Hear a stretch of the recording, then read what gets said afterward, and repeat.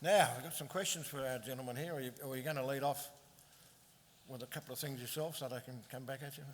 Yes, is that on?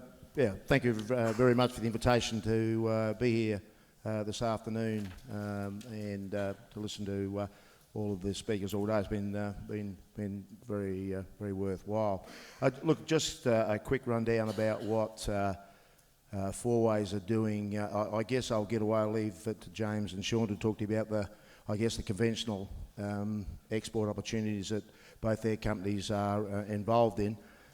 With Four Ways, we have done a little bit of export over the last 12 or 18 months, but primarily into Southeast Asia. But I don't want to really talk about that. I want to talk about a project that we're actually doing in Vietnam.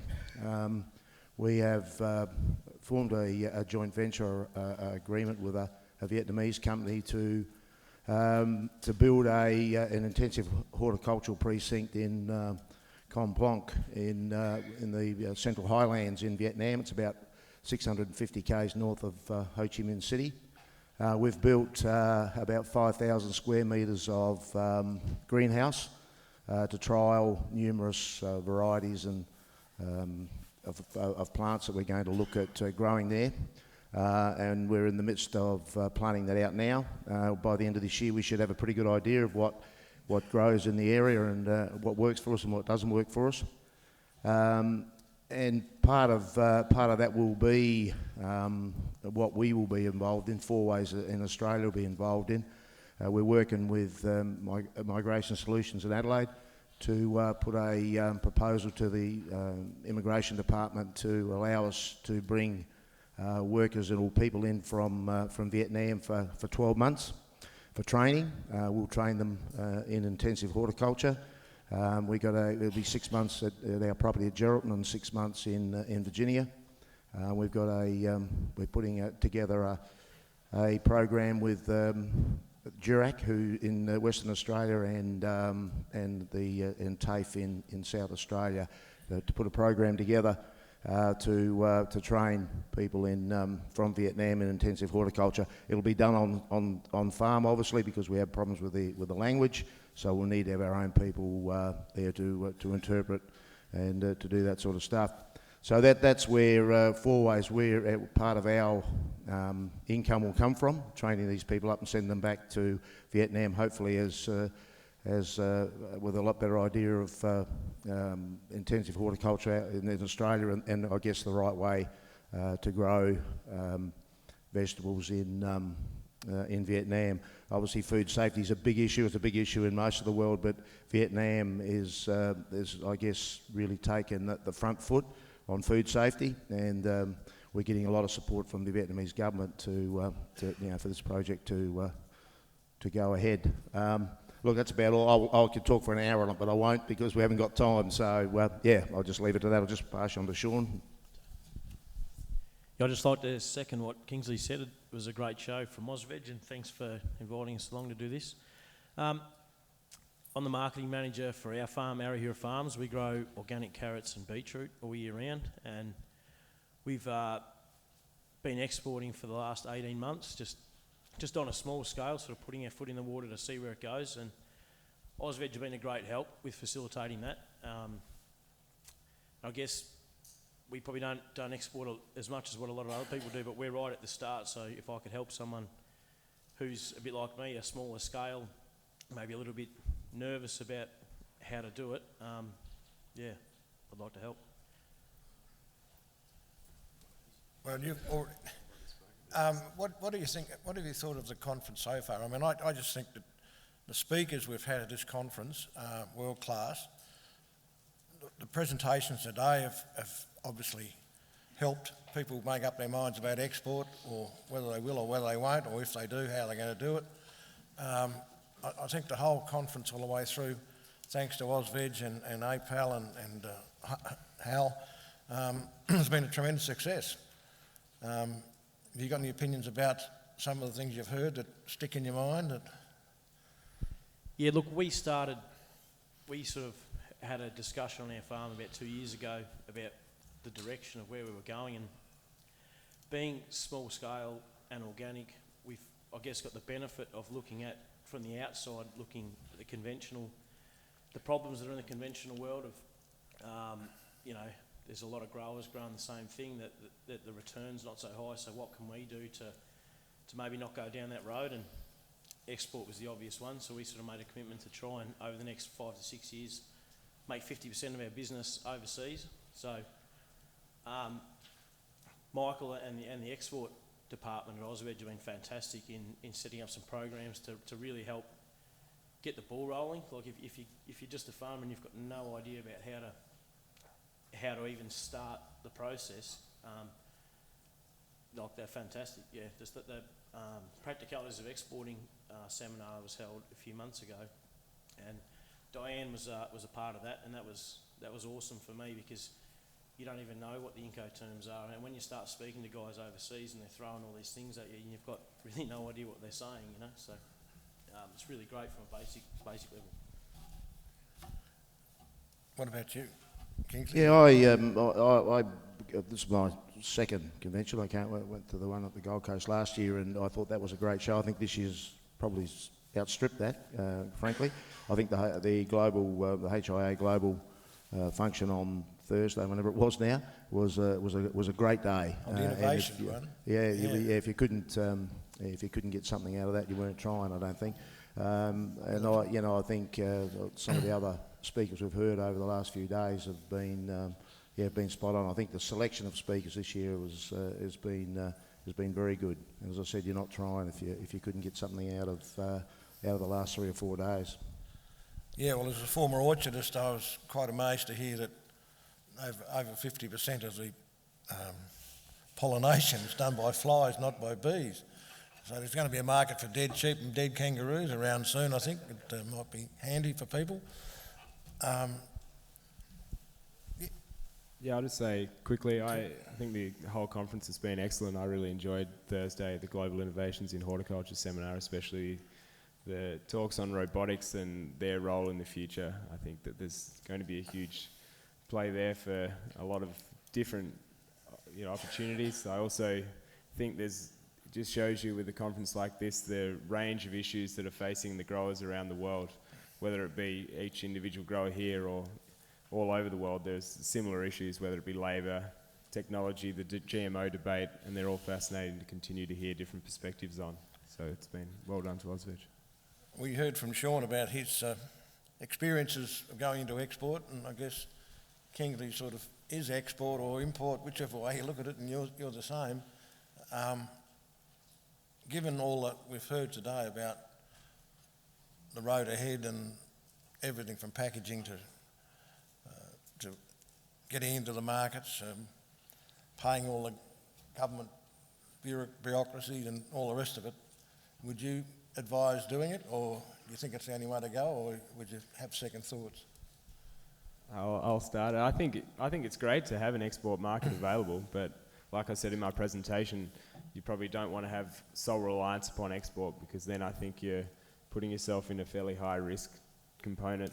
So I was chatting to Case from Qualipack last night, I'm sure he won't mind me saying it, that he's now developed a number of export markets, because at times he's got different sized broccoli that each market likes to be able to take, which is important to understand that as well, so that he's got options both in domestic and export markets given the quality he's got arriving to the packing shed. Yeah, I share James's view on this.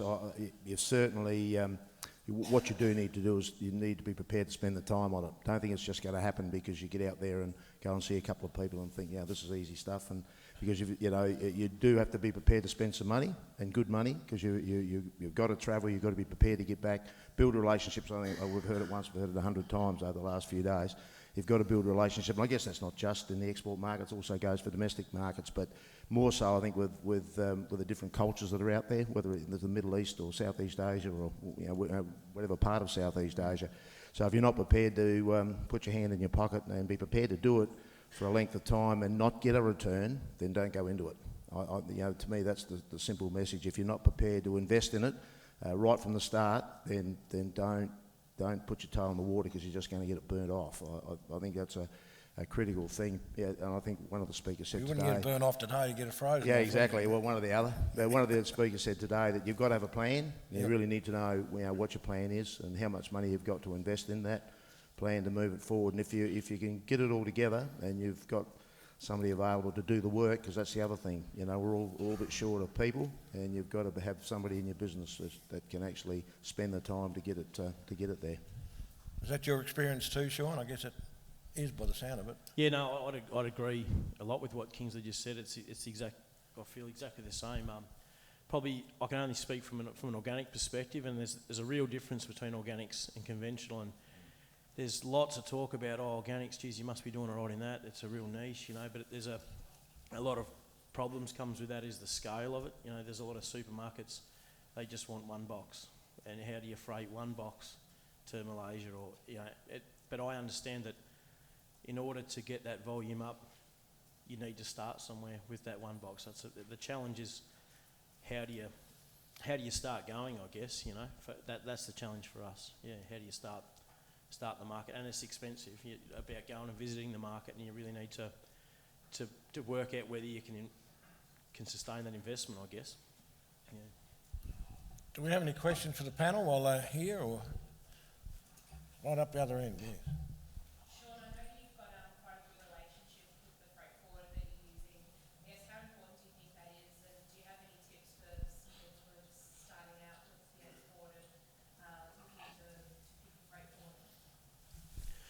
Yeah, look, we looked at getting our staff certified and our shed certified, and we looked at the volumes we're doing and the cost involved, and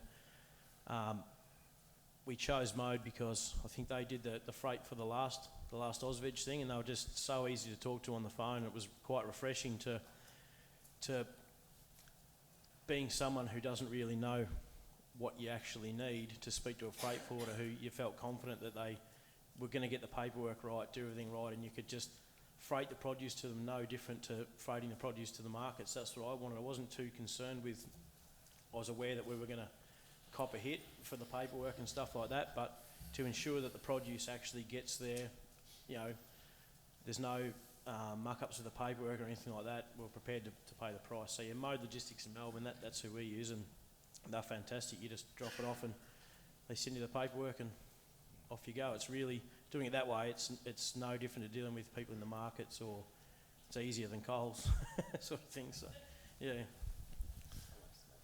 I like that one, easier than Coles.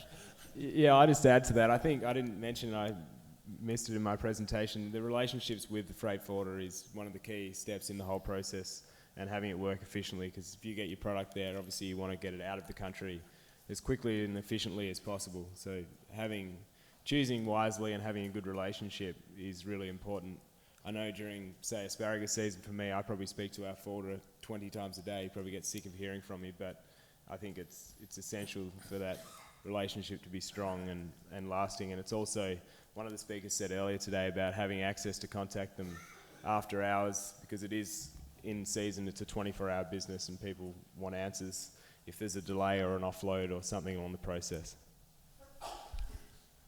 Yes. Got a question for Sean. In terms of what you're doing for your domestic market, do you have to do many changes to your facilities and training of your staff to then be able to access the export market? Not really. I guess one of the advantages with the organic side of it is there's really nothing out there. So I guess we've been lucky enough that they'll accept what we've already got because they have nothing, so to speak. So there's a few, like with carrots as our predominant line, there's a few changes that the conventional world with export is a lot of 10 kilo boxes where we never dealt with that. So we've had to do some 10 kilo boxes, but not a lot of changes. Probably the one thing that is frustrating is that we do a bit into Singapore and Hong Kong, and there's a real, they really don't like the same brand being on the shelf in the supermarket across the road. And with the volumes that we do, it's really expensive and quite frustrating to do, 20 boxes with this sticker on the punnet and 20 boxes with this sticker on the punnet and 20 boxes with this sticker on the punnet. And you can't automate that if you know what I mean. But it's an investment that we've chosen to make. It's our foot in the door, so that, because we see the value long term, that we're prepared to sort of walk those steps so that maybe in 5 or 6 years' time we've been the one that's built the relationship from the start and reap the rewards then, so to speak. Yeah. Yes. Just extending on that piece around brands and supermarkets, can I ask all of the panel how they manage that process in some markets? Because it can be a challenge. For me, when we set out, we were sort of set out to do direct marketing to the supermarkets ourselves and take over the world, and but we've actually come back a step and just thought, no, we're better off going through exporters just because of the volume. It's not feasible, and different tiny delivery dates, and one box here and there. So our freight forwarders deal with all that. They just send us an order. We need 60 boxes with this label, 30 boxes with this, 40 boxes with that. So as far as branding goes, it's frustrating in your packing shed, but outside, I guess it's good outside because I don't have to worry about branding my product in 20 different ways, if you know what I mean. So in one way it's easier, another way it's a bit frustrating. Yeah, well, the bit of export we've done over the last 12 months, or a bit more than 18 months now, was basically to a distributor in Hong Kong, and they were breaking the product up. So we were selling it to them in 10 kilo boxes, basically, and then they'd break it up and either brand it or process it. They would do a lot of processing for restaurants and hotels and airlines and that type of thing. So we never got into the branding thing. So we haven't sold anything under our own brand into Hong Kong. Yeah, it's a good question. We've had every market is sort of individual for us. But the main thing we've done is choose business or importers that are working really closely with us to make sure they're not competing with other importers, because that's creating price competition for the same product and the same brand, and that's enabled us to, in most markets, get away with one brand. Having said that, we have multiple brands, but we try and use as few as possible to make it as simple and easy from a packing shed level and grow one major brand in our markets. But it is a challenge, and you've sort of just got to assess it on the individual circumstance. But the main thing that we try and assess is who they're selling to, and if they're going to be competing against another importer, then perhaps choose one of those two rather than both importers. Otherwise you'll end up with a clash and a lower price for your own product at times. Have any of you come across,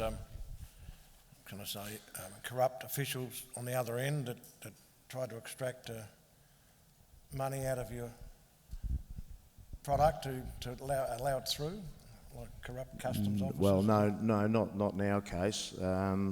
But certainly in the Vietnam project that we're doing, we haven't come across it, but we've certainly been warned about it by the Australian officials in Vietnam. But I've got to say, to date, it hasn't reared its ugly head. But as I said, with the only export we've really done in any sort of scale was to Hong Kong, and I have no issue we've had no issue there at all. Unfortunately, we have, and it was a bit of a difficult situation to navigate when you're not as export savvy as you'd like to be in that situation. But at the end of the day, we just refused to do what they asked us to do, because there's no future in conducting your business like that, and we just valued our ethics over the money at the end of the day, regardless of the outcome to the business. But we try not to overextend ourselves either with the exports. So the reason I raised that was because back in 2006, when I was in my other job, I was approached by the Rock Lobster Association in Tasmania. They were having particular problems getting their crayfish, rock lobsters into Hong Kong, because the customs officials who had to deal with them over there were putting on an extra tariff, quite a significant extra tariff. And that year, we were lucky enough that President Hu visited the Senate, as did George W. Bush, and I raised the issue with the Chinese ambassador in Canberra, and he was most embarrassed about it all. And then about a week later, I got this mad phone call from the president of the Rock Lobster Association. He said, "I don't know what you did." He said, "You fixed it. evidently some officials turned up at the wharf where the customs officials were, shot the two of them and threw them in the drink. So that was the end of that. So don't muck around over there. Well, look, I'd just like to add, like at the end of it, we got an apology for it, and it didn't affect the business. And I think I was speaking to my dad about it, and we almost thought that maybe it was just a test, just to see that if we had our ethics in place, you know. It was a really strange situation. I think that we didn't have a lot of exporting experience, and we were quite nervous. And I don't really know. It didn't affect the trade whatsoever. The relationship the next day was just as normal. We got an apology, and I think there was an element of maybe they were just seeing who they were doing business with as well. So. Okay, any further questions? Yes. I had a question for the panel. Compared with other agricultural, agri-food categories, a large part of vegetable exports go through agents and importers and distributors, not direct. So, for example, the meat industry dealing direct with supermarkets or food service distributors, as is dairy, etc. Why does that happen in vegetables? Well, I'm probably not the best one to ask that question, but I think doing a few of the trips, and I've been away with Ozveg a couple of times and visiting supermarkets, I think that there are opportunities there, and James probably got a lot better idea than either Sean or I on this one, but I would have thought that there are opportunities to deal direct with some of the supermarket chains. It's not easy going, mind you. They certainly want their pound of flesh, but I believe that there are opportunities there. You always have the same old problem that, you're not necessarily dealing with the same person every time you go back there or you see them. But certainly we've had some discussion, sort of 12 months ago with some supermarkets in Malaysia and also in Hong Kong. It didn't come to anything, but we did have the opportunity to deal direct if we could have come up with a deal, I guess. So I think the opportunities are there. Anyway, James probably got more of an idea than me about it. Yes, there's certainly a lot of interest now from overseas supermarkets starting to look to go direct with major product lines that are already being exported. We deal direct with Costco Japan, and it's really good business for us. However, they have a policy where they have to go direct. Effectively, they don't want to buy anything through a third party. And they're a big supermarket in Japan, and they're selling in large volumes. Supermarkets that are selling in smaller volumes, they don't have a backup option if the quality's not good. So you're actually adding risk to your business by supplying direct to a supermarket, because if it's rejected, the whole shipment's rejected. Or if they decide to sell, if you can negotiate that, generally that'll come at a huge cost. As in maybe up to a 50% reduction in the value of the invoice. So whereby if you're selling to an importer, the shipment's rejected, or a part of the original shipment is rejected because that's all that's going to the supermarket, then they've still got a different sales avenue, maybe to a wholesale market where you might get 80 to 90% of the value of the product rather than 50 that you would get with a supermarket. So if you are to sell direct, there are opportunities there more so for the major vegetable lines rather than the specialty lines. And any line that has a really tight supply chain as far as shelf life and the cold chain management. So I guess I don't know enough about the supermarkets, individual to the supermarket, I guess, as well. But I would be hesitant to use those services rather than the direct import relationship that you've had for many years. Right, I guess that about wraps it up. Thanks to the panel members, and in fact, thank you to all the contributors today, because I think it's a very good way to finish a conference. I'd just like to once again congratulate Ozveg and Hal and APAL for putting together what has been a very successful convention. Thank all the staff that have worked so hard behind the scenes. Remind you that taxis are up at the front door waiting to get those people to the airport as quickly as possible. And can I say on behalf of Ozveg, we hope to see you at the next convention. Thank you.